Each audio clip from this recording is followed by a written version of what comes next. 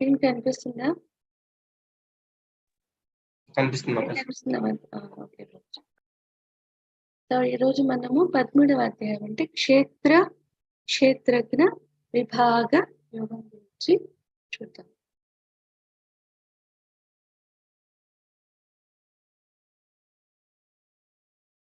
అర్జున ఉవాచ ప్రకృతిం పురుషం చైవ క్షేత్రం క్షేత్రజ్ఞమేవ చ ఏతత్ వేదితుమిచ్ఛామి జ్ఞానం జ్ఞేయం చ కేశవ. అర్జునుడు ఇలా అంటున్నారు, ఓ కృష్ణ, ప్రకృతి మరియు పురుషుడు అంటే ఆనందించేవాడు, ఎంజాయర్, వాళ్ళ గురించి, క్షేత్రం మరియు క్షేత్రం తెలిసిన వాడి గురించి, జ్ఞానము మరియు జ్ఞాన విషయముల గురించి నేను తెలుసుకోవాలని అనుకుంటున్నాను అని అడుగుతారంటే అర్జున బేసికల్గా క్వశ్చన్స్ అడుగుతున్నాను. ప్రకృతి అంటే ఏమి, పురుషుడు అంటే ఏమి, క్షేత్రం అంటే ఏమి, క్షేత్రజ్ఞ అంటే ఏమి, జ్ఞానం అంటే ఏమి, జ్ఞేయం అంటే ఏమి, ఇవన్నీ నేను తెలుసుకోవాలనుకుంటున్నాను కృష్ణ అని అర్జునుడు అడుగుతారు. సో దానికి భగవంతుడు చెప్తున్నారు, శ్రీ భగవాన్ ఉవాచ ఇదం శరీరం కౌంతేయ క్షేత్రమిత్యభిధీయతే ఏతద్యో వేతి తం ప్రాహు క్షేత్రజ్ఞ ఇది తద్విదః. కృష్ణ భగవానుడు పలికింది, కుంతి కుమారుడా, ఈ దేహముని క్షేత్రం అని అంటారు మరియు దేహమును తెలిసిన వాడిని క్షేత్రజ్ఞుడు అని అంటారు. ఈ దేహం, మన శరీరం, ఈ బాడీని క్షేత్రం అన్నమాట. దీంట్లో వసించే వాళ్ళని క్షేత్రజ్ఞుడు అని అంటారు అని కూడా చెప్తున్నారు.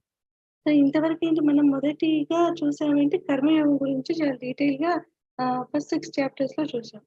తర్వాత స్లోగా భక్తి యోగం వైపుగా వచ్చాం అన్నమాట 12th chapter లో.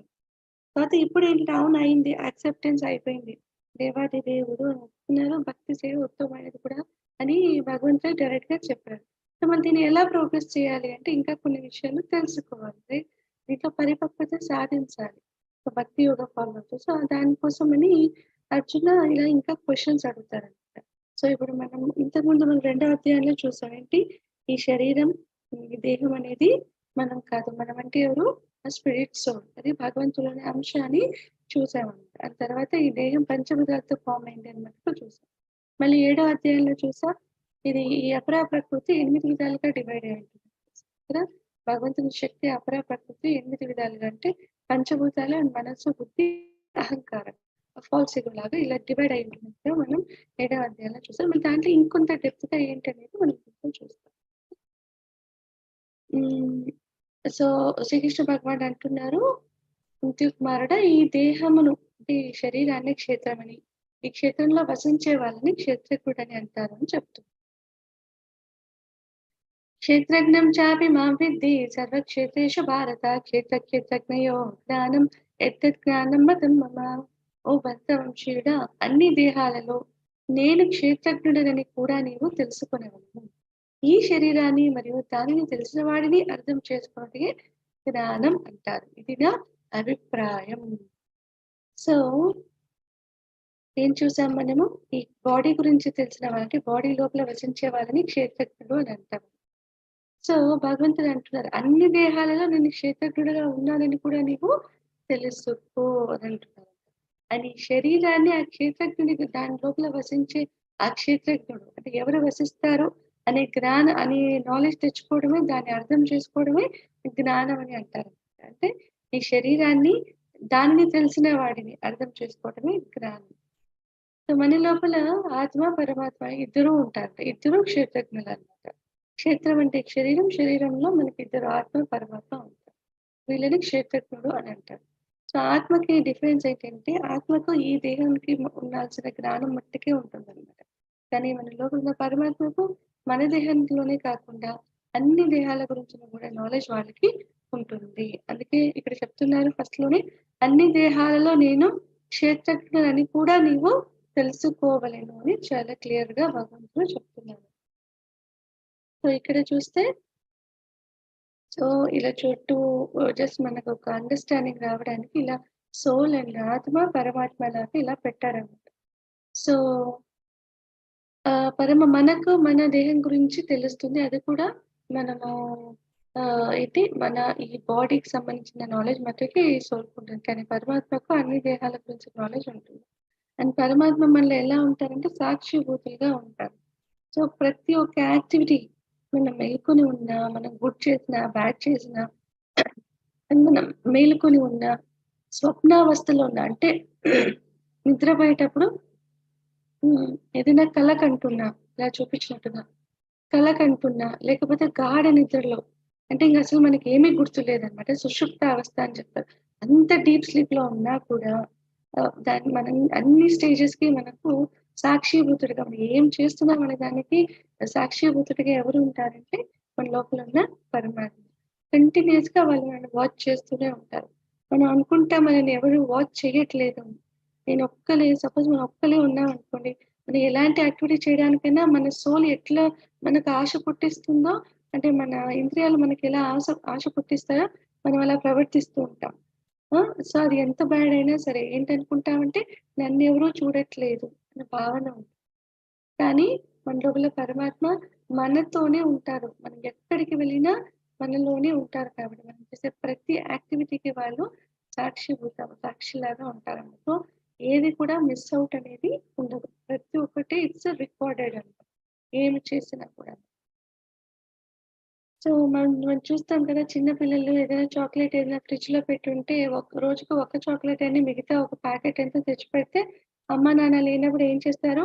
మట్టసంగా చూస్తారు. వాళ్ళు లేనప్పుడు మస్తంగా లోపలికి వెళ్లి ఆ డబ్బాలోనో లేకపోతే ఫ్రిడ్జ్‌లోనో ఉంటే తీసేసుకొని తినేస్తారు. వాళ్ళు తెలుసుకోలేదులే అనుకుంటారు వాళ్ళు. ఎందుకంటే వాళ్ళు చూడలేదు కాబట్టి. కానీ తెలుస్తుంది. తెలిసినప్పుడు వాళ్ళకి మనము ఏం చేస్తారు? కొంచెం అరవటము, ఇంకొకసారి కొనియకపోవడం అలా చేస్తుంది. కానీ మనం కూడా అంతే. మనం లోన్‌లీగా ఉన్నప్పుడు ఎవరు చూడట్లేదని రకరకాల యాక్టివిటీస్ చేస్తూ ఉంటాం. సో, కానీ మళ్ళీ అనునిత్యం వాచ్ చేసేవాళ్ళు ఒకళ్ళుంటారు అని గుర్తుపెట్టుకోవాలి. హ్మ్. సో, ఇక్కడ కొంత అదుంది. సో, అర్జున అడిగే 6 ప్రశ్నలేంటి ఇక్కడ అంటే ప్రకృతి అండ్ పురుష, జ్ఞానం, జ్ఞేయం, క్షేత్రం, క్షేత్రజ్ఞ. అంటే ప్రకృతి అంటే ఏమి? పురుషుడంటే ఎవరు? అండ్ జ్ఞానం అంటే ఏంటి? జ్ఞేయం అంటే ఏంటి? క్షేత్రం అంటే ఏంటి? క్షేత్రజ్ఞ అంటే ఏంటి? ఈ 6 విషయాల గురించి అర్జున మొదటిగా క్వెషన్ వేస్తారు. దాన్ని కొంచెం ఇక్కడ ఉంది చూద్దాం. ప్రకృతి అంటే ఈ మెటీరియల్ వరల్డ్ భౌతిక ప్రకృతి అని. అండ్ పురుష అంటే పరమాత్మ. ఈ భౌతిక ప్రకృతి అంతా అణువణువున పరమాత్మ వ్యాప్తి చెంది ఉన్నారు. అండ్ క్షేత్రం అంటే దేహం, ఈ శరీరం. క్షేత్రజ్ఞ అంటే దేహాన్ని ఎరిగినవాడు. ఆత్మ, పరమాత్మ. దీంట్లో మళ్ళీ వ్యత్యాసం ఏమంటే ఆత్మ మన దేహానికి సంబంధించిన నాలెడ్జ్ మట్టుకే ఉంటాయి. పరమాత్మకు అన్ని దేహాలలో వాళ్ళు వసిస్తారు కాబట్టి, అన్ని దేహాలకి వాళ్ళు సాక్షి అన్నమాట. అన్ని దేహాలలో వాళ్ళు చేసే కార్యాలకు పరమాత్మ సాక్షిలాగా ఉంటారు. అండ్ జ్ఞానం అంటే ఏంటంటే, ఈ క్షేత్రం మరియు క్షేత్రజ్ఞుని అవగాహన చేసుకోవటమే జ్ఞానం. మనకి ఆ డిఫరెన్స్ తెలియాలి. ఈ బాడీకి, సోల్‌కి దాని లోపలున్న పరమాత్మ అంటే ఎవరు? ఈ ఈ తాలూకు నాలెడ్జ్ సంపాదించేదాన్ని జ్ఞానాన్ని సంపాదించడం అని చెప్తారు. అని జ్ఞేయం. ఈ జ్ఞానం ఎందుకు సంపాదిస్తున్నాం? జ్ఞానం యొక్క లక్ష్యం ఏంటంటే, ఆ పరమాత్మను తెలుసుకోవడం, తద్వారా భగవద్ధామాన్ని చేరుకోవడం. అది ఈ జ్ఞానం యొక్క లక్ష్యం. అదే జ్ఞేయం అని. సో, ఇలా 6 రకాలుగా క్వెషన్స్ వేస్తారు. భగవంతుడు దానికి ఆన్సర్ చెప్తారు.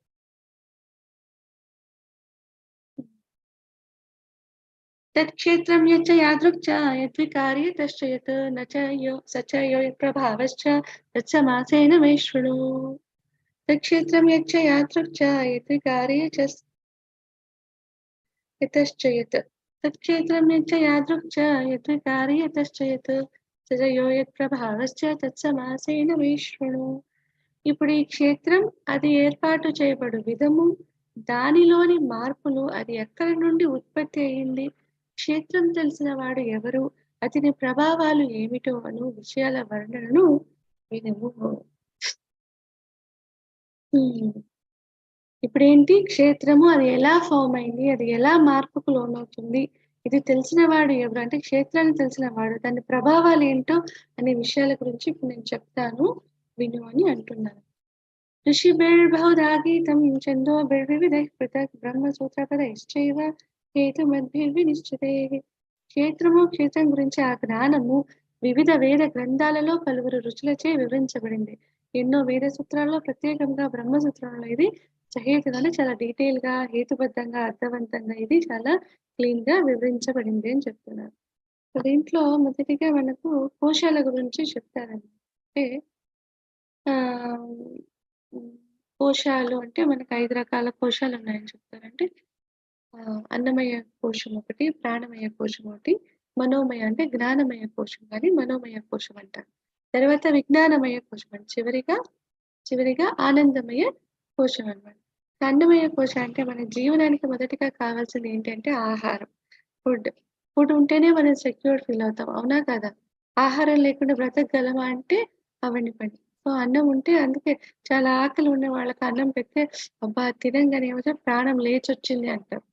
ప్రాణం ఎక్కడికి పోలేదు అక్కడే ఉంది. వాళ్ళ స్పృహలో లేదంతే. అన్నం తినంగానే అబ్బా! ఇప్పుడు ప్రాణం లేచొచ్చింది అంటారు. ఆ హంగర్ అనేది అలా ఉంటుంది. సో అప్పుడు మొదటిగా మనం ఏంటంటే ఈ అన్నమయ కోశని సంతృప్తిపరుస్తారు. అన్నమయ కోశ అని ఔటర్ లేయర్ అన్నమాట ఇది. మన బాడీది ఔటర్ లేయర్‌గా చెప్తారు. దాని లోపలగా లిటిల్ ఇన్నర్‌గా ఉండేది ఏంటి అంటే ప్రాణమయ కోశ. So breathing one. సో ఏంటంటే ఈ బ్రీతింగ్ అంటే లైఫ్ సెక్యూర్ అవుతుంది. ఫుడ్ తీసుకున్నాక మనం యాక్టివిటీస్ చేస్తాము. తర్వాత రెస్ట్ తీసుకుంటాం. ఇదంతా మన ప్రాణమయ కోశకు సంబంధించిందన్నమాట. సో ఫస్ట్ అన్నమయ, తర్వాత ప్రాణమయ కోశ. అది హాయిగా బ్రీతింగ్ తీసుకొని హ్యాపీగా మన లైఫ్‌ని గడుపుతూ ఉంటాం. తర్వాత జ్ఞానమయ కోశ అంటే మెంటల్ హెల్త్. మెంటల్ హెల్త్ అంటే మన యాక్టివిటీస్ చేయడం అనేది ఒక మన బుద్ధి ద్వారానే ఆలోచించి చేస్తాం కదా! అది అఫ్‌కోర్స్ ఈ భౌతిక ప్రపంచానికి సంబంధించినవే. అయినా కూడా మన కార్యాలు ఈ మెంటల్ హెల్త్‌కి రిలేటెడ్ అన్నమాట.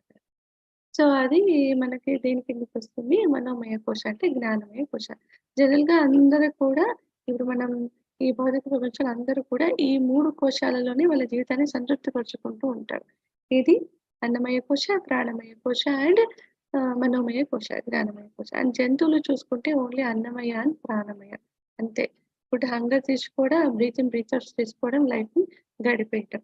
కానీ మనిషి జన్మకి ఒక బుద్ధి అనేది ఉంది కాబట్టి, ఆ మెంటల్ నాలెడ్జ్, ఆ మెంటల్ ఎబిలిటీస్ ఉన్నాయి కాబట్టి మనకు కొంత ఆలోచించి మనం కార్యాలు చేస్తున్నాం. కానీ మాయ ప్రభావంలో ఉన్నందువల్ల అదేంటంటే మనం ఈ భౌతిక అవసరాల కోసమే ఎక్కువగా తీర్చుకోవడానికి కంఫర్ట్ కోసం ప్రాకులాడి తద్వారా అలాంటి యాక్టివిటీస్ చేస్తూ ఉంటాం.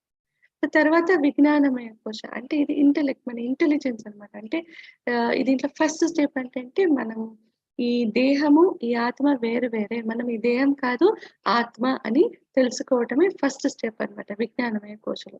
తద్వారా స్పిరిచ్యువల్ నాలెడ్జ్, ఆధ్యాత్మిక నాలెడ్జ్ అనేది మనం సంపాదిస్తూ ఉంటామన్నమాట. ఇది విజ్ఞానమయ కోశ. అండ్ టాప్‌లో ఉండేది ఆనందమయ. అంటే ఎప్పుడైతే ఈ ఆధ్యాత్మిక నాలెడ్జ్ సంపాదించి పూర్తిగా ఆనందంలో నిమగ్నం అవుతుంటామో అలాంటి దాన్ని మనం ఆనందమయ కోశ అని చెప్తాము. సో ఇలా 5 కోశాలుగా ఇదనేది డివైడ్ అవుతూ ఉంటుంది. ఇంకా మహాభూతాన్యహంకారో బుద్ధిర్వ్యక్తమేవ చ ఇంద్రియాణి దశైకంచ పంచచేంద్రియ గోచరాః ఇచ్ఛాద్వేష సుఖం దుఃఖం సంఘాతశ్చేతనా ధృతిః ఏతత్ క్షేత్రం సమాసేన సవికారముదాహృతం. పంచమహాభూతములు మిథ్యాహంకారము, బుద్ధి, అవ్యక్తము, దశ ఇంద్రియములు, 5 జ్ఞానేంద్రియములు, 5 కర్మేంద్రియములు, మనస్సు మరియు 5 ఇంద్రియ గ్రాహ్య విషయములు, కోరిక, ద్వేషం, ఆనందం, మొత్తం జీవిత లక్షణాలు మరియు నమ్మకాలు ఇవన్నీ సంగ్రహముగా క్షేత్రముగాను, దాని అంతఃప్రక్రియలుగాను భావించబడ్డాయి. సో మొత్తంగా ఏం చూస్తున్నాం? పంచమహాభూతాలు అండ్ ఈ మనస్సు, బుద్ధి, అహంకారము, అవ్యక్తం కాని మహతత్వ అండ్ దశ ఇంద్రియాలు, మనస్సు అండ్ ఇంద్రియ గ్రాహ్య విషయాలు, ఆనందం, ద్వేషం, కోరిక, మొత్తం జీవిత లక్షణాలు, నమ్మకాలు మొత్తంగా కలిపితే సంగ్రహంగా మనది క్షేత్రం అంటారు. అండ్ దాని అంతఃప్రక్రియలుగా అవి భావించబడ్డాయన్నమాట. మనలో జరిగే ప్రక్రియలన్నమాట. సో క్షేత్రంలో జరిగే ప్రక్రియలు. అండ్ నెక్స్ట్ ఎలా మళ్ళీ కొంత ఇక్కడ డీటెయిల్‌గా పెట్టారు చూద్దాం. సో పంచమహాభూతాలు అంటే భూమి, నీరు, అగ్ని, వాయువు మరియు ఆకాశం. సో మరి ఇంద్రియ గ్రాహ్య విషయాలు అంటే ఏంటి అంటే భూమికి వాసన అనేది ఉంటుంది కదా! మనకి ఎప్పుడైనా వర్షం పడినప్పుడు భూమి నుంచి వాసన వస్తుందా లేదా?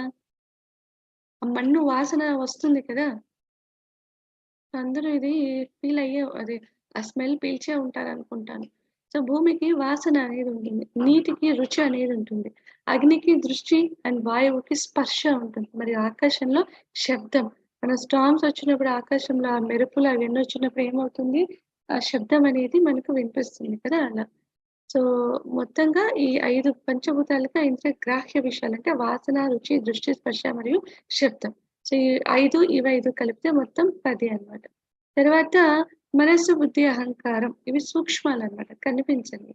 అవి 3. అండ్ తర్వాత జ్ఞానేంద్రియాలు, కర్మేంద్రియాలు మొత్తంగా ఇంద్రియాలు 10. దాంట్లో జ్ఞానేంద్రియాలు 5 అయితే కర్మేంద్రియాలు 5. జ్ఞానేంద్రియాలంటే మనకు తెలిసినవే చెవులు, కళ్ళు, నాలుక, చర్మము మరియు ముక్కు.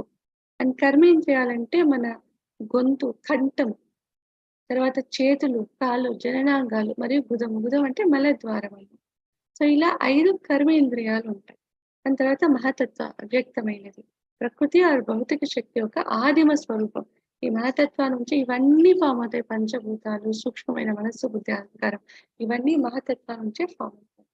సో మొత్తంగా మన దేహానికి ఫామ్ అవుతుందంటే 24 మూలకలతో ఫామ్ అవుతుంది. ఆ 24 మూలకలు ఏంటి అంటే 5 పంచభూతాలు, దాని ఇంద్రియగ్రాహక విషయాలు 10. మొత్తంగా 5 + 5 10. తర్వాత 3 సూక్ష్మమైనవి మనసు, బుద్ధి, అహంకారం. తర్వాత 5 జ్ఞానేంద్రియాలు, 5 కర్మేంద్రియాలు. మొత్తంగా 23. అండ్ దీంతో మహాతత్వతో కలిపి 24 అన్నమాట. So field of activity. Field of activity అంటే మన ఈ దేహమే అన్నమాట. ఎలాగైతే క్షేత్రం, క్షేత్రజ్ఞ అని చెప్పారు కదా! ఫీల్డ్ ఆఫ్ యాక్టివిటీ ఫార్మర్ ఒక భూమి ఉందనుకుందాము. ఆ భూమి తాలూకు నాలెడ్జ్ ఆ ఫార్మర్‌కే ఉంటుంది కదా!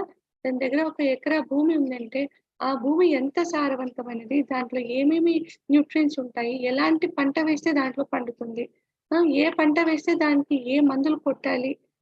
ఎందుకంటే ఆ భూమిలో ఆ తర సారం అనేది లేదని ఆ ఫార్మర్‌కి తెలుసు కాబట్టి, అవన్నీ అతను చల్లుతారనమాట. సో దట్ ఆ ప్లాంట్ అనేది, ఆ పంట అనేది బాగా రావడానికి. సో ఆ భూమి తాలూకు నాలెడ్జ్ ఆ ఫార్మర్‌కి కంప్లీట్‌గా ఉంటుంది. సో క్షేత్రం అంటే ఆ భూమి, క్షేత్రజ్ఞ అంటే ఆ ఫార్మర్. మరి ఆ రాజు ఉన్నారనుకుందాం. ఆ ప్రదేశానికి ఒక రాజు ఉంటే, రాజుకు ఆ కింగ్‌డమ్‌లో ఉండే అంత భూమి గురించిన నాలెడ్జ్ ఉంటుంది. ఆ ఫార్మర్ యొక్క భూమే కాదు. ఇంకా పక్కన ఇంకా భూమి ఉంటది. ఇంకొక ఫార్మర్‌ది. ఆ పక్కన ఇంకో భూమి ఉంటది. అది ఇంకొక ఫార్మర్‌కి సంబంధించింది. ఇలా ఆ కింగ్‌డమ్‌లో ఉన్న మొత్తం భూమి గురించిన నాలెడ్జ్ ఆ రాజుకుంటుందండి. సో, వాళ్ళు పరమాత్మకి అంటే జస్ట్ అండర్‌స్టాండింగ్‌కి చెప్తారు. సో, భూమి, ఫార్మర్ అండ్ రాజు అని. సో, క్షేత్రం, క్షేత్రజ్ఞంలో ఆత్మ, పరమాత్మ ఇద్దరని చూసాం కదా! అలా. ఈ ఫీల్డ్ ఆఫ్ యాక్టివిటీ ఈ దేహంలో మనకు ఫీల్డ్ అంటే ఇప్పుడు మనం ఏదైనా కార్యం చేయాలంటే ఒక ఫీల్డ్, ఒక స్థలం ఎంచుకుంటాం. సిమిలర్‌లీ మన ఈ దేహం ఉన్నందుకే మనం కార్యాలనేవి చేస్తున్నాం. అందుకే ఈ దేహాన్ని ఫీల్డ్ ఆఫ్ యాక్టివిటీ అని అంటారు. ఇది 24 ఎలిమెంట్స్‌తో ఫార్మ్ అవుతుంది. సో, కొంత పిక్చర్‌లో పెట్టారు. ఇలా 5 అంటే పంచభూతాలు, దాని knowledge of acquiring senses, working senses, objects of senses, తర్వాత mind, intelligence, false ego, unmanifested అంటే అవ్యక్తమైనది అన్నమాట. అది మహతత్వం. సో, ఇంక ఇవి తెలుసనే అనుకుంటాను. ముందుగానే ఎక్స్‌ప్లెయిన్ చేశాను. సో, ఇవన్నీ కలిపితే దేహం. దాంట్లో మనకు హ్యాపీనెస్, డిస్ట్రెస్, కోరికలు, అసహ్యము, హ్మ్. రకరకాల భావాలనేవి మనకు కలుగుతూ ఉంటాయి. సో, ఈ దేహం మార్పునకు లోనవుతుంది అని అంటాం. ఇది పర్మనెంట్ అయినది కాదన్నమాట. శాశ్వతమైనది కాదు. దేహం మార్పుకు లోనవుతుంది. అని మనం ఎలాగ చూస్తాం, జన్మ, మృత్యు, జరా, వ్యాధులు అంటే దేహినోస్మిన్ యథాదేహే కౌమారం, యవ్వనం, జర అని మనం 2వ అధ్యాయంలో చూసాం. సో, ఆ స్టేజెస్ అని మళ్ళీ ఇక్కడ 6 టైప్స్ అని చెప్తున్నాం. ఏంటంటే మొదటిగా పుడతాము, తర్వాత పెరుగుతాము అంటే మార్పుకు లోనవుతాం. తర్వాత యుక్త వయసుకొచ్చాక అలా స్టే అయ్యి, తర్వాత మనం ఫ్యామిలీ లైఫ్‌లో ఎంటర్ అయ్యి ఆఫ్‌స్ప్రింగ్స్ అంటే మన పిల్లలనేది మనం ఉత్పత్తి చేస్తామనమాట. తర్వాత డ్వెండిల్స్ అంటే క్షీణించిపోతాం.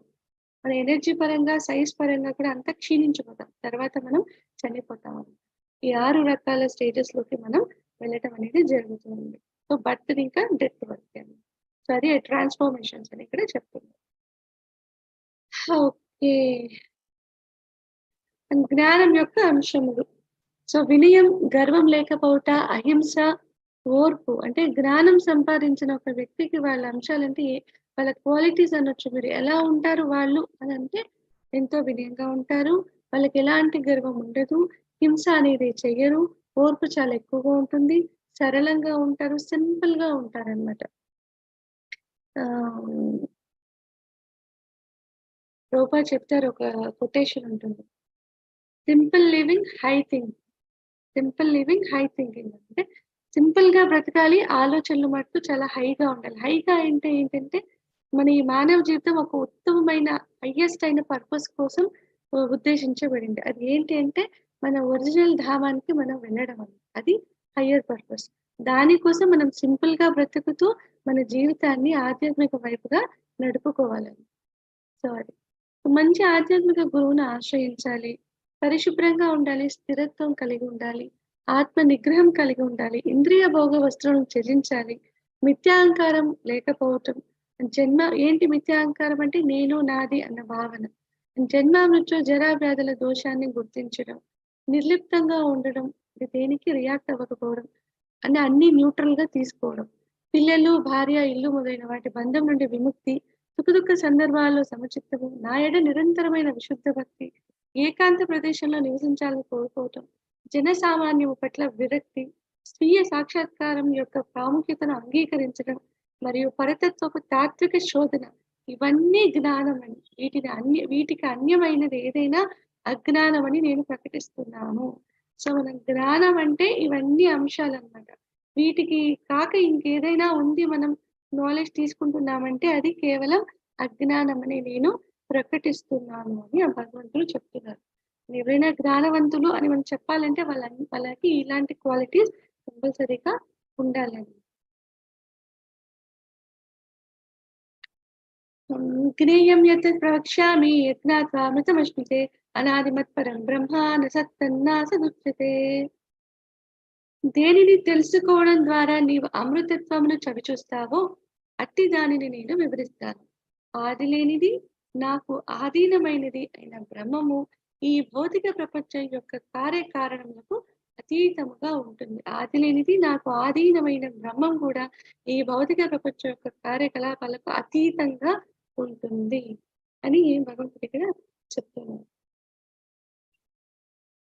సర్వతః పాణిపాదం సర్వతః పాణిపాదం తత్ సర్వతోక్షిశిరోముఖం సర్వత్ర శృతిమల్లోకే సర్వమావృత్య తిష్టతి. సర్వత్ర ఆయన చేతులు, పాదములు, కన్నులు, శిరస్సులు, ముఖములు మరియు చెవులు ఉన్నాయి. ఈ విధంగా పరమాత్మ జగత్తంతా ఆవరించి ఉండును. సో పరమాత్మ ఈ జగత్తంతా ఆవరించి ఉంటారన్నమాట. అణువులోనూ వాళ్ళు వసిస్తారన్నమాట. సో అందుకే ఆత్మ పరమాత్మ అనే వ్యత్యాసాన్ని చాలా క్లియర్ గా అర్థం చేసుకోవాల్సి. సర్వేంద్రియ గుణాభాసం సర్వేంద్రియ వివర్జితం అసక్తం సర్వభృచ్చైవ నిర్గుణం గుణభోక్తృ చ. పరమాత్ముడు అన్ని ఇంద్రియాలకు అసలు మూలం అయినప్పటికీ అతను ఇంద్రియ రహితుడు. సో అన్ని ఇంద్రియాలకు ఆయన మూలం, ఎందుకంటే వాళ్ళే క్రియేట్ చేస్తారు కాబట్టి. కానీ వాళ్ళు ఇంద్రియ రహితులు అన్నమాట. అన్నింటినీ సంరక్షించి వాళ్ళు పోషించేవాడు. ఆయన అనాసక్తుడు. అన్ని క్రియేట్ చేసేది వాళ్ళే, అన్ని మెయింటైన్ చేసేది వాళ్ళే. కానీ వాళ్ళకి ఏది కావాల్సిందంటే ఏముంది, అనాసక్తుడుగా ఉంటారు. ప్రకృతి యొక్క త్రిగుణములకు అతీతుడు మరియు అదే సమయంలో ప్రకృతి త్రిగుణాలకు వాళ్ళు ప్రభువై ఉన్నారు. వాళ్ళ ప్రకృతి త్రిగుణాల కంట్రోల్లోకి రారు, వాళ్ళు అతీతులుగా ఉంటారు. అదే సమయంలో దానికి ప్రభువు కూడా వాళ్ళు, అంటే త్రిగుణాలకు ప్రభువు కూడా వాళ్ళు. ఎందుకంటే వాళ్ళు క్రియేట్ చేస్తారు కాబట్టి, వాళ్ళ డైరెక్షన్ లోనే త్రిగుణాలు వాటి కార్యాలు అనేవి చేస్తారు కాబట్టి. బహిరంతశ్చ భూతానాం అచరం చరమేవ చ సూక్ష్మత్వాత్ తదవిజ్ఞేయం దూరస్థం చాంతికే చ తత్.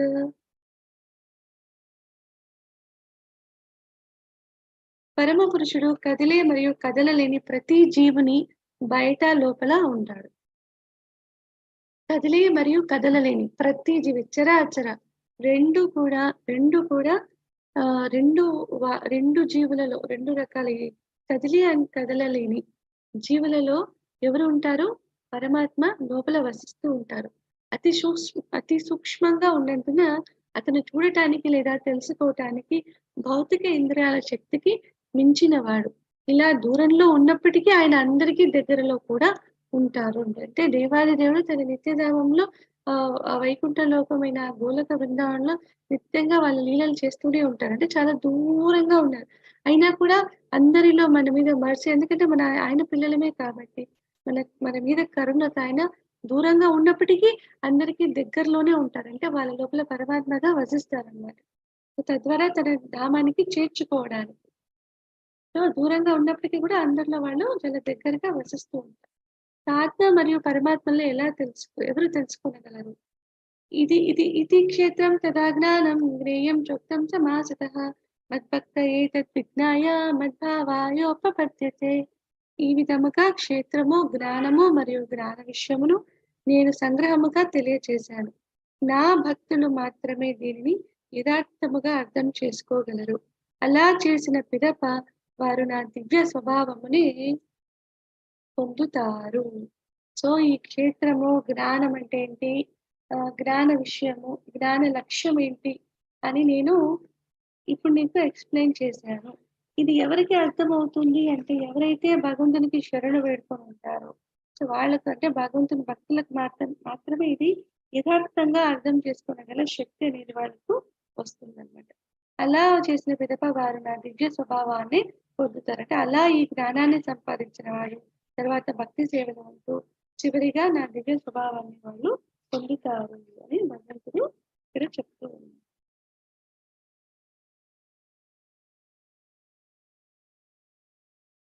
ప్రకృతిం పురుషం చైవ విద్యనాది ఉభావపి వికారాంశ గుణంశ్చైవ విద్య ప్రకృతి సంభవ. భౌతిక ప్రకృతి జీవులు రెండు కూడా అనాది అయినవి అంటే సనాతనమైనవి. భౌతిక ప్రకృతి అయినా సరే దాని లోపల వసించే జీవులైనా సరే కదా, రెండు సనాతనం. ఎందుకంటే రెండు భగవంతుడి పార్టే కదా. భగవంతుడు బ్రహ్మజ్యోతిలో ఒక భాగమే ఈ మహతత్వం అన్నమాట. సో ఈ మహతత్వానికి ఈ పంచభూతాలు ఇవన్నీ కూడా భౌతిక ప్రకృతి మొదలవుతుంది. తర్వాత ఈ క్రియేషన్ పంచభూతాలు స్థూల సూక్ష్మ ఇవన్నీ క్రియేట్ అయ్యాక ఈ జీవుడు దాంట్లో జీవం తీసుకొని ఈ దేహాన్ని స్వీకరించి ఇక్కడ జననం అనేది తీసుకుంటారు. సో అందుకే ఈ రెండు కూడా సనాతనమైనవి. భగవంతుడు సనాతనమైన వాళ్ళు, మనం కూడా భగవంతుని అంశ కాబట్టి మనం కూడా సనాతనమైన వాళ్ళని తెలుసుకోవాలి. సో వాటి మార్పులో భౌతిక గుణములు కూడా భౌతిక ప్రకృతి నుంచి వస్తాయి. అంటే మనం ఎందుకు మార్పుకు లోనవుతున్నామంటే మనం భౌతిక ప్రకృతిలో వసిస్తున్నాం కాబట్టి, భౌతిక ప్రకృతిలో భాగంగా ఉన్నాం కాబట్టి. భౌతిక ప్రకృతి యొక్క నేచర్ ఏంటంటే మార్పుకు లోనవుతుంటుంది. దాంట్లో నివసించే వాళ్ళం కాబట్టి మనం కూడా మార్పుకు లోనవుతూ ఉంటామని ఇక్కడ చెప్తూ ఉన్నాం. కారణకర్తృత్వే హేతు ప్రకృతిరుచ్యతే పురుష సుఖ దుఃఖానాం భోక్తృత్వే హేతురుచ్యతే. భౌతిక కార్యములన్నింటికీ ప్రకృతియే కారణం కాగా ప్రపంచం నందుల సుఖ దుఃఖముల అనుభూతి చెందుటలో జీవాత్మయే బాధ్యుడు అని చెప్పబడినది. భౌతిక కార్యాలన్నింటికి కూడా ప్రకృతే కారణం అవుతుంది, కానీ దాన్ని అనుభవించేది ఎవరు? దాంట్లో ఉండే జీవాత్మ. సింపుల్ గా చూస్తే నేచర్ లో మనకు ఒక విపత్తులు అనేవి వస్తుంటాయి. ఒక ప్రళయం వస్తుంది, ఒక భూకంపం వస్తుంది. నేచర్ లో జరుగుతుంది, అది నేచర్ పరంగా అది నేచర్ లో జరిగే ఒక మార్పు. దానివల్ల ఎవరు ఎఫెక్ట్ అవుతారు? దాంట్లో నివసించే వాళ్ళు కదా. భూకంపం వస్తే ఎంతో మంది మరణిస్తారు, ఎంతో మందికి హాని కలుగుతుంది. సో దానిలో అంటే ఈ భౌతిక ప్రకృతిలో నివసించే జీవాత్మే దానికి బాధ్యుడవుతారు అని కూడా చెప్తున్నారు అన్నమాట. సో ఇలా భౌతిక ప్రకృతిలో ఏ విపత్తు వచ్చినా దాంట్లో నివసించే వాళ్ళ మీద చాలా ఎఫెక్ట్ పడుతుంది. సో దే ఆర్ ఎన్ని ల్యాక్ ఆఫ్ స్పీసీస్ ఉన్నాయి? ఇంతకుముందు చూసాం కదా 84 lakhs స్పీసీస్ ఆఫ్ లైఫ్స్ ఉన్నాయంటే జీవాలు అనమాట. 84 లక్షలు ఉన్నాయని చెప్తున్నారు. సో అది ఏంటి అనేది కేటగరైజేషన్ ఉంది, చూద్దాం. సో దీంట్లో 9 లక్షలు నీళ్ళల్లో నివసించేటివి అనమాట, వాటర్ లో ఉండేటివి. మనం చూస్తే చేప, తాబేలు, మళ్ళీ షార్క్ అని, వేల్ అని, ఇంకా రకరకాలుగా చెప్తారు కదా, స్టార్ ఫిష్ అని. ఇలా ఇలా అన్ని జీవాలు అంటే నీళ్ళల్లో బ్రతికేటివి అనమాట. అలాంటి జీవాలు ఎన్ని ఉన్నాయంటే 9 లక్షలు ఉన్నాయని చెప్తున్నారు.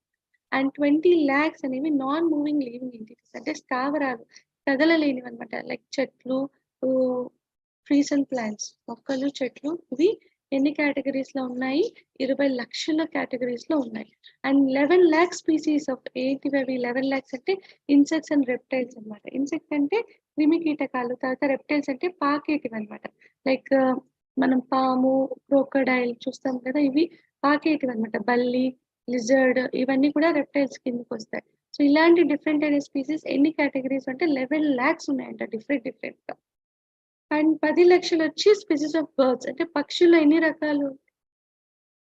10 లక్షలు, సో 10 lakhs. అండ్ ఇక్కడ ఇంకా క్వాడ్రూపెడ్స్ అంటే 4 కాళ్ళతో నడిచేది, లైక్ యానిమల్స్, జంతువులు. ఇవి 30 లక్షల స్పీసీస్ ఉన్నాయి. వెరైటీ ఆఫ్ స్పీసీస్ ఉన్నాయి, 30 lakhs ఉన్నాయంట. అండ్ చివరిగా 4 లక్షలు వచ్చి మన హ్యూమన్ స్పీసీస్ అన్నమాట. మొత్తంగా చూస్తే 84 లక్షలు అవుతుంది. సో ఇలా 9 లక్షలు నీళ్ళల్లో ఉండేవైతే 20 లక్షలు స్థావరాలు, 11 లక్షలు క్రిమికీటకాలు అండ్ రెప్టైల్స్ అండ్ 10 లక్షలు వచ్చి బర్డ్స్, 30 లక్షలు వచ్చి జంతువులు అండ్ 4 లక్షలు వచ్చి మానవులు అనమాట, హ్యూమన్ స్పీసీస్ అని చెప్తారు. అండ్ పురుష ప్రకృతిస్థో హి భుంక్తే ప్రకృతి జాన్ గుణాన్ కారణం గుణ సంభవస్య సదా సత్యోని జన్మసు. భౌతిక ప్రకృతిలో స్థితమై ఉన్న జీవాత్మ ప్రకృతి త్రిగుణములను అనుభవించచ్చు జీవిత మార్గమును అనుసరించును. వాటి పట్ల మమకారాసక్తియే జీవాత్మకు ఉన్నత మరియు అధమ జన్మలకు కారణమగును. ప్రకృతి త్రిగుణాల సరెండర్లోనే మన కార్యాలన్నీ చేస్తూ ఉంటాం కదా. సో అలాంటప్పుడు మాయలో మన ఇంద్రియ భోగానుభక్తిలో ఉన్నప్పుడు ఆ కార్యాలే మన ఉన్నత లేక అధమ జన్మలకు నెక్స్ట్ లైఫ్ లో అవి కారణాలు అవుతూ ఉంటాయి. అండ్ ఇక్కడ మనము ఇంకొకటి చూస్తే, సో ఇక్కడ కొంత పర్పట్ ఉంది చూస్తాం. జీవాత్మతో సదా కూడి ఉండు పరమాత్ముడు దేవదేవుడైన శ్రీకృష్ణుడి ప్రాతినిధ్యం అని ఇచ్చట పేర్కొనబడినది. అట్టి పరమాత్మ ఎన్నడనూ సామాన్య జీవుడు కాడు. అద్వైతులైన వారు దేహమును ఎరిగిన క్షేత్రజ్ఞుడు ఒక్కడే అని భావించుట వలన ఆత్మ మరియు పరమాత్మల నడుమ భేదము లేదని తలతురు.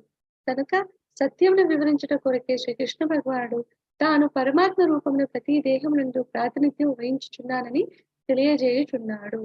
అతడు సదా జీవాత్మకు భిన్నుడైన వాడు కనుకని దివ్యుడని అతను తెలియబడినాడు. జీవాత్మ కర్మక్షేత్రపు కర్మలను అనుభవించుచుండ పరమాత్ముడు మాత్రము భోక్తగా లేక కర్మలయందు వర్తించువాడుగా కాక సాక్షిగా, ఉపద్రష్టగా, అనుమంతగా, దివ్య భోక్తగా వర్తించుచూ ఉంటారు.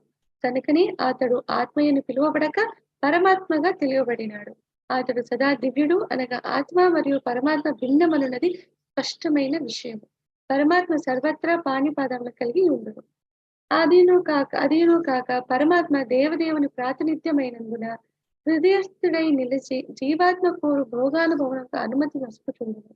అనగా పరమాత్మని అనుమతి లేనిదే జీవాత్మ ఏమైనా చేయజాలడు. సత్యమేమనగా ప్రతి జీవియు శ్రీకృష్ణ భగవాని నిత్యాంశయై ఉన్నాడు. వారిరువురును సదా సన్నిహిత మైత్రి సంబంధములు కలిగి ఉన్నారు. కానీ భగవాను అనుమతి త్రోసిపుచ్చి ప్రకృతిపై ఆధిపత్యము సాగించుటకు స్వతంత్రముగా వర్తించు స్వభావము జీవునకు కలదు.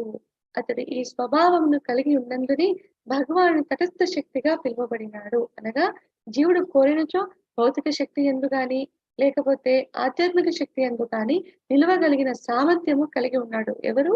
మన ఈ జీవుడు మనం తలుచుకుంటే భౌతిక శక్తి ఎందు కానీ నిలవగలము, ఆధ్యాత్మిక శక్తి ఎందు కానీ నిలవగలమట. అలాంటి సామర్థ్యం మనం కలిగి ఉన్నాము. అతడు భౌతిక శక్తి చే బద్ధుడై ఉన్నంత కాలము అతని ఆధ్యాత్మిక శక్తి వైపునకు మరల్చుటకు భగవానుడు పరమాత్మని రూపమున మిత్రునిగా అతని చెంత నిలిచి ఉండును. సో ఏంటి చెప్తున్నారు? భౌతిక శక్తి చే బద్ధుడై ఉన్నంత కాలము అతని ఆధ్యాత్మిక శక్తి వైపునకు మరల్చడానికి భగవానుడు ఆ జీవి లోపల పరమాత్మ రూపంలో తన మిత్రునిగా అతని చెంతనే నిలిచి ఉంటారని. భగవానుడు అతని ఆధ్యాత్మిక శక్తి చెంతకు కొనిపోవ నిత్య ఆకాంక్షి అయి ఉండడు. కానీ తనకున్న కొద్దిపాటి స్వాతంత్రం కారణంగా ఈ జీవుడు ఆ శక్తి యొక్క సాన్నిధ్యంను సదా త్రోసిపుచ్చుచుండును. జీవుడు ఈ విధముగా తన స్వాతంత్రమును దుర్వినియోగపరచుటే అతని బద్ధ జీవనం అతని బద్ధ జీవనమందలి సంఘర్షణకు కారణమై ఉన్నది. కనుకనే భగవానుడు సదా అంతర్బాహ్యముల నుండి జ్ఞానోపదేశము చేయుచుండును.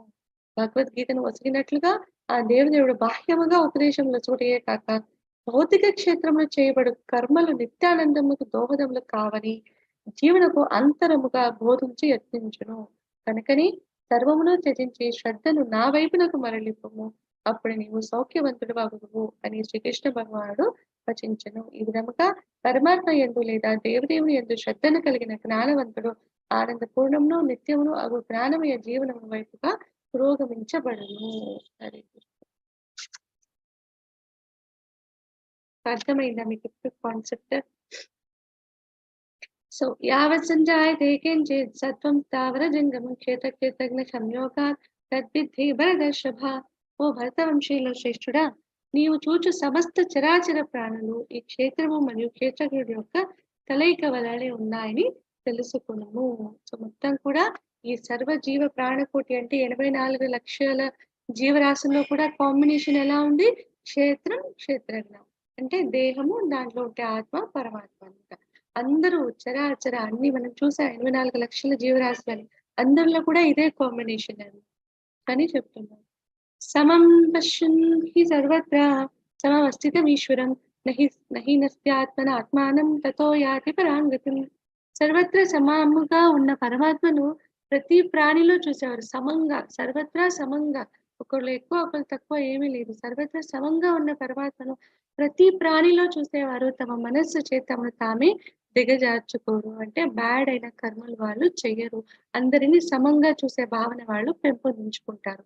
ఈ విధంగా వారు పరమపదాన్ని చేరుకుంటారు అని చెప్తున్నారు. ఎప్పుడైతే మన అందరిలో పరమాత్మని చూస్తామో ఇంకొకరిని బాధ పెట్టాలన్నా మనకు మనస్సు రాదు. అది భౌతిక ఫిజికల్ గా అయినా మన మాట రూపంలో అయినా కూడా మనం ఇంకొకరిని బాధ పెట్టాలంటే మనకి ఆ తాలూకు జ్ఞానం అనేది వస్తుంది.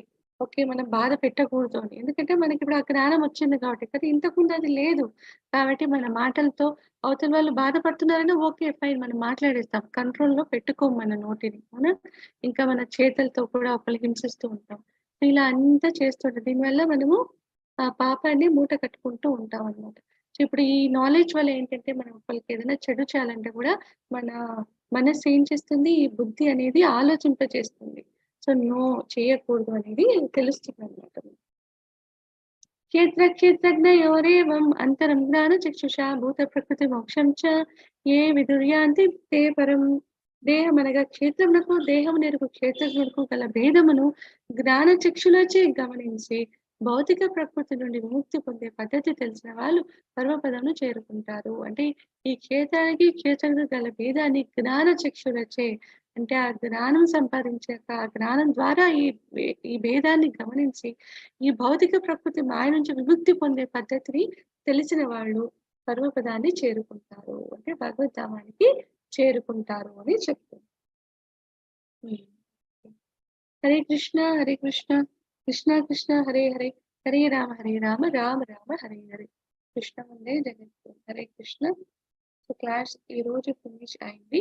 ఎవరికి ఏమైనా డౌట్స్ ఉంటే హ్యాండ్ రేస్ చేయండి, చూద్దాం. హరే కృష్ణ.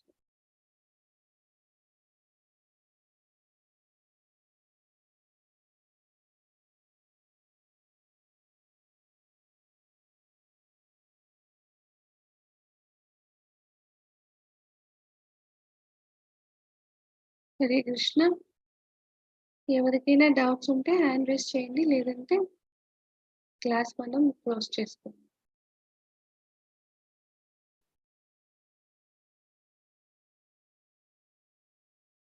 హరే కృష్ణ.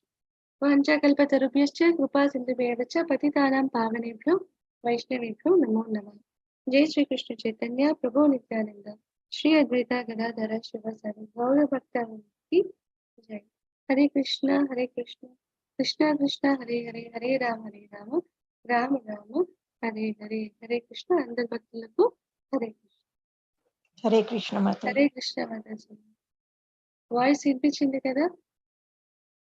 వినిపించింది మాతాజీ. హరే కృష్ణ.